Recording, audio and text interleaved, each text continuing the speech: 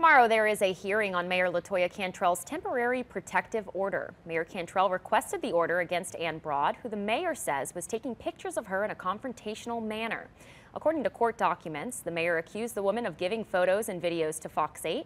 We have never received any pictures or video from the woman. This followed a Lee Zurich investigation showing photos of Cantrell and a member of her security detail, Jeffrey Vappy, dining while Vappy was on the clock. Both are under federal investigation.